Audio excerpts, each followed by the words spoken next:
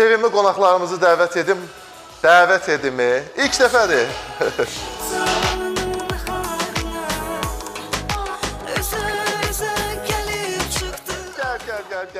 Gəl.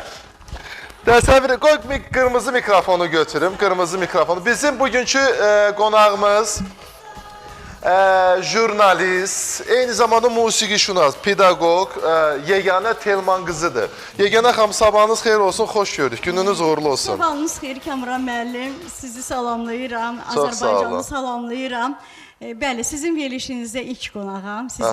Amma bu sabah mənim üçün doğmadır. Çünki daima mən bu verilişin qonağı olmuşam. Siz Sumqayıtda yaşayırsınız. Bəli, mən Sumqayıtda yaşayıram. Doğma Sumqayıt şəhərində yaşayırsınız. Bəli, Dünya TV-də mənə görə o qədər doğma bir kanaldır. Çünki ilk addımlarımı mən buradan atmışam, 2005-ci ildə. Əslində qalanı mən sizə dəvət edəndə mən bilmirdim Sumqayıtı. Mən düşünürdüm biz şəhərdə, yəni Sumqayıtdan kənarda yaşayırsınız. Yox, mən də Sumqayıt sakiniyəm, Sumqayıt yaşayışçıyam. Yəni öz şəhərimi də sevirəm, televiziyamı da sevirəm, öz əhalimizi də sevirəm. Artıq biz burada doğmalaşmışıq. Necə deyərlər, Sumqayıt cəmaatı bir-birinə artıq qohum sayılır.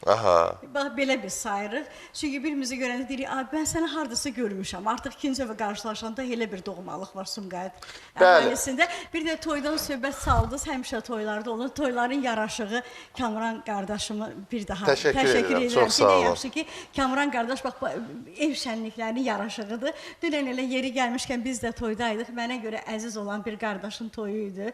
Ailəmizin ən sevimlisi. Mənim ən belə özümə kiçik qardaş hesab eləyirəm. Rüfət qardaşın, Lamiyə xanımın toyları idi. Təbrik edirəm. Allahdan onlara bol-bol xoşbəxtlik arzulayıram. Amin. Biz də təbrik edirik öz adımızdan. Ailə qurmağa hazırlaşanlar. Sizlərə